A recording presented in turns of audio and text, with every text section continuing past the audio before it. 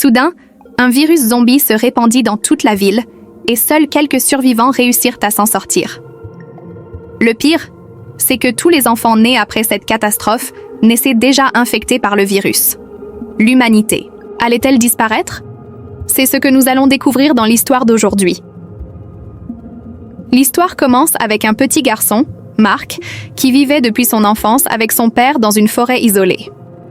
Il ne connaissait rien du monde extérieur et n'avait aucun ami. Son père restait toujours silencieux. Il ne lui enseignait que deux choses. Il y a des zombies dehors, et les humains restants sont encore plus dangereux que les zombies. Le jour, son père partait chasser et laissait toujours un fusil à Mark pour se protéger.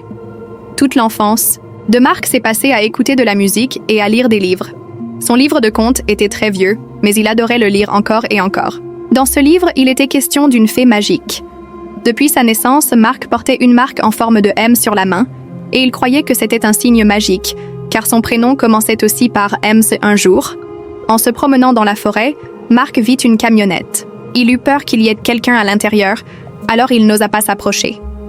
Mais il resta obsédé à l'idée de savoir ce qu'il pouvait y avoir dedans. Le lendemain matin, sous prétexte d'aller chercher de l'eau, il retourna près de la camionnette. Prenant son courage à deux mains, il entra. Tout était propre. Il y avait même des jouets d'enfants. Il comprit que quelqu'un devait y vivre.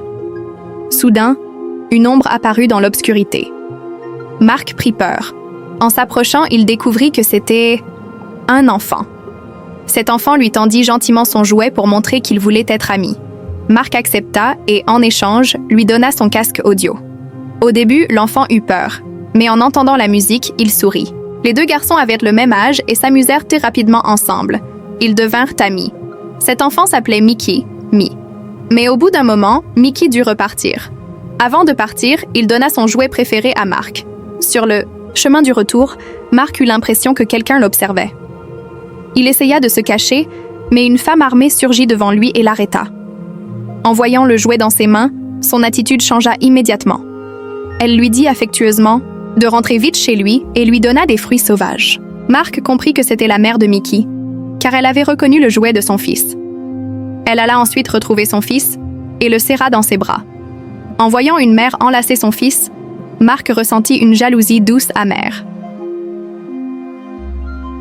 De retour à la maison, il cacha le jouet. Mais il avait oublié de rapporter de l'eau, ce qui lui valut une réprimande de son père. Mark l'enlaça malgré tout, mais son père le repoussa aussitôt. Peu à peu, Mark rencontra plusieurs fois la mère de Mickey. Ses paroles affectueuses lui rappelaient sa propre mère. Un soir, à table, il eut enfin le courage de demander à son père « Où est maman ?» Mais son père resta silencieux. Curieux, Mark espionna son père par la fenêtre et le vit regarder une vidéo dehors. Le lendemain, son père partit chasser comme d'habitude. Mais bientôt, des cris et des coups de feu retentirent. Il comprit qu'il y avait un danger. Il dit à Mark de se cacher, puis partit avec son fusil. En se dissimulant dans les buissons, Mark aperçut la mère de Mickey, blessée. Son père s'approcha d'elle et l'abattit. Mark, choqué, n'aurait jamais imaginé que son père pouvait être si cruel. Il courut se réfugier à la maison et fit semblant de dormir. Quand son père rentra, il répétait, nerveux, « Il est venu, il est venu !» Mark mit ses écouteurs, feignant l'indifférence, mais son cœur bouillonnait de questions. Profitant du sommeil de son père, il prit en cachette sa caméra vidéo. Il y découvrit de beaux souvenirs de famille, d'une époque où il n'était pas encore né et où il avait une grande sœur. Dans une autre vidéo, sa mère, inquiète, lui disait « Mary-Jeanne, mon fils, je t'aime tellement ». Puis la voix en colère de son père interrompit la vidéo. Mark commença à suspecter son père d'avoir tué sa mère. Dès lors, il commença à le craindre. Une nuit, pendant le sommeil du père, Mark l'enchaîna avec des menottes, prépara son sac et s'enfuit discrètement. Mark retrouva facilement son ami Mickey près de la camionnette et lui proposa de fuir ensemble. La forêt. Mais Mickey voulait attendre sa mère. Mark ne lui cacha rien et lui raconta ce qu'il avait vu. Attristé, Mickey le prit dans ses bras. Pour la première fois, Mark sentit qu'il avait quelqu'un à lui. Les deux enfants commencèrent alors à avancer ensemble. Mais soudain, Mark s'arrêta. Depuis l'enfance, il avait appris à sentir le danger auprès de son père, et il le ressentit encore une fois. Il cacha Mickey dans les buissons et, en effet, un groupe de zombies surgit. Les deux garçons s'échappèrent de justesse et se mirent à courir. Sur leur chemin, ils trouvèrent une vieille voiture délabrée et s'y réfugièrent. Bientôt, une grande horde de zombies les encercla. La voiture tremblait, sur le point d'être renversée. Les enfants, terrifiés, pensèrent que c'était leur fin. Mais soudain, des coups de feu retentirent. Un tireur abattait les zombies un par un. La portière s'ouvrit et c'était le père de Mark. En réalité, quand il s'était réveillé et avait vu son fils absent, il avait immédiatement brisé ses menottes et suivi les traces de sa fuite. Heureusement, il était arrivé à temps pour sauver son fils. Il serra Mark dans ses bras, soulagé de le voir indemne. Mais bientôt, d'autres cris de zombies se rapprochèrent. Sans tarder, il emmena son fils hors de la voiture. Mark supplia de prendre aussi la mère de Mickey avec eux, mais son père l'ignora. Furieux et désespéré, Mark arracha sa main de celle de son père et, pour la première fois, cria de toutes ses forces. Son père le regarda, surpris. Il voulut lui expliquer quelque chose, mais les zombies approchaient trop vite. Il cacha Mark derrière la racine d'un arbre et s'élança avec son fusil pour les affronter. Mark, tremblant mais courageux, observa de loin son père se battre, héroïquement contre les zombies, progressant lentement vers la voiture de la mère de Mickey. Il pensa « Mon père me protège. Peut-être que je me suis trompé sur lui. » Mais soudain, un zombie chancelant s'approcha dangereusement de Mark. Il n'eut pas le temps de fuir. Les mains tremblantes, il sortit son petit pistolet et tira. En entendant le coup de feu, son père crut que son fils était blessé. Il se précipita en tuant un zombie en chemin et fut soulagé de voir que Mark allait bien. Mais Mark aperçut alors une morsure sur la main de son père. Celui-ci avait été mordu pendant la lutte. Il comprit aussitôt qu'il ne pourrait plus continuer avec son fils. Le père s'assit lourdement contre un arbre desséché. Il expliqua qu'autrefois, sa mère avait elle aussi été mordue et c'est par peur qu'elle se transforme en zombie qu'il avait dû la battre. Mark sortit la photo de sa mère et demanda « Est-ce qu'elle est morte comme ça ?» Le père secoua la tête et dit « Ta mère était une fée. Elle a survécu malgré la morsure. La marque sur ta main vient aussi d'elle. » Peu après l'apparition du virus, des soldats l'ont emmenée. En entendant cela, Mark comprit à quel point il avait mal jugé son père. Il l'avait toujours aimé, mais en silence. Ils s'enlacèrent. Mais il était trop tard. Le virus progressa dans le corps du père. Dans ses derniers instants de lucidité, il dit à son fils de fuir. Puis ses yeux se voilèrent. Et il se transforma en zombie. Mark retrouva son ami Mickey dans la voiture. Main dans la main, ils repartirent, ensemble. Soudain, un coup de feu retentit depuis la colline. Mark comprit que cette balle avait atteint son père, mettant fin à sa souffrance. Il pleura sa mort, mais son cœur devint plus fort que jamais. Désormais, il devait retrouver sa mère. Les deux garçons continuèrent leur route dans la forêt déserte. En jouant, ils finirent par atteindre une zone habitée sans s'en rendre. Compte près d'une voie ferrée, ils virent un vieil oncle assis au soleil. Affamés, ils s'approchèrent et lui demandèrent quelque chose à manger. Pris de pitié, l'oncle leur donna de la nourriture. En entendant que Mark cherchait le lieu des fées pour retrouver sa mère, l'oncle eut un regard triste. On devinait qu'il avait, lui aussi, perdu quelqu'un ou que cet endroit n'existait pas vraiment. Il voulut les aider, mais il ne pouvait pas. Tous ses propres enfants étaient devenus zombies. Il les avait enfermés dans une cage, refusant de les tuer. Il était malgré tout heureux de voir que Mark et Mickey avaient survécu.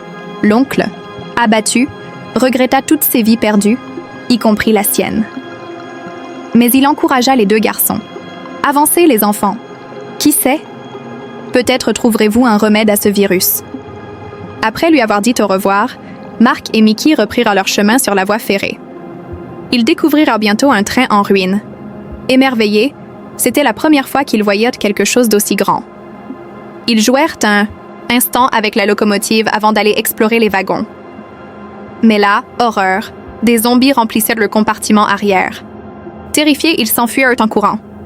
Soudain, deux bandits armés surgirent devant eux et les mirent en joue. Ils furent capturés et conduits dans une usine abandonnée. Le chef de ces bandits, un gangster, fut surpris de voir deux enfants, en parfaite santé. Le visage de Mickey était doux, ses yeux purs. Le gangster pensa que cet enfant était peut-être un ange envoyé du ciel. Dans un monde aussi ravagé, être encore humain paraissait miraculeux. Le gangster décida donc de garder Mickey avec lui, mais ordonna de tuer Mark.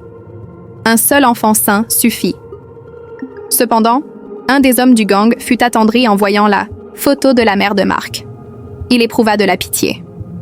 Tandis que le boss contactait ses hommes par talkie-walkie pour annoncer sa trouvaille, ce bandit profita d'un moment d'inattention pour libérer Mark en secret. Plus d'enfants vivants, c'est plus d'espoir pour le monde. Mais Mark était fidèle. Il refusa de fuir seul. Il attendit la nuit, puis, quand tous les hommes furent endormis, il se faufila jusqu'à la chambre de Mickey.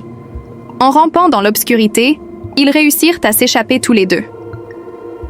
Le lendemain matin, le gangster découvrit leur fuite. Furieux, il exécuta l'un de ses propres hommes pour l'exemple. Pendant ce temps, Mark fouillait un bâtiment à la recherche de provisions. Il enfila pour la première fois des vêtements propres. Mais avant qu'il ne puisse retrouver Mickey, il apprit que le gangster et ses hommes les avaient déjà rattrapés. Mickey fut encerclé. Mark, caché, allait être découvert. Mais soudain, un drone armé surgit et arrosa la zone de balle. Le boss et ses hommes furent massacrés. Mark descendit, précipitamment et vit des soldats sortir d'un abri sécurisé. Il s'apprêtait à se montrer. Mais Mickey l'arrêta d'un signe de tête. L'un des soldats s'approcha de la cachette de Mark. Alors, Mickey saisit un fusil abandonné et attira volontairement leur attention. Il se sacrifia pour sauver son ami, tirant avant de tomber. Sa mort arrêta la progression des soldats. Mark fut anéanti. Après son père, il perdait son seul véritable ami. La douleur était immense. Il se rappela alors les paroles de son père. Les humains restants sont plus dangereux que les zombies. Il comprit que les fées, les contes et la marque magique n'étaient que des illusions inventées par les hommes. Furieux, il déchira son livre de rêves. Il n'avait plus qu'un seul but, retrouver sa mère. Mark arriva dans une ville en ruine. Les gratte-ciels n'étaient plus que des carcasses. Les rues désertes résonnaient de hurlements effrayants. Il avait surmonté sa peur et échappait encore et encore aux hordes de zombies. Finalement, il atteignit l'endroit où avait été prise la photo de sa mère. Il entra dans le bâtiment, déterminé, et fouilla les pièces une par une. Près d'une fenêtre, il aperçut une femme. Elle tournait le dos. Mark, bouleversé, crut reconnaître sa mère. Il avança doucement, saisit sa main et la serra dans ses bras. Mais la femme se retourna brusquement et lui mordit la main. C'était une zombie. Mark, horrifié, s'enfuit en courant et referma la porte derrière lui. Il éclata en sanglots. Il avait espéré retrouver sa mère, mais son dernier espoir venait de s'effondrer. Désormais, il ne savait plus quoi faire. Soudain, une diffusion résonna depuis un autre bâtiment. Attiré, Mark s'y rendit.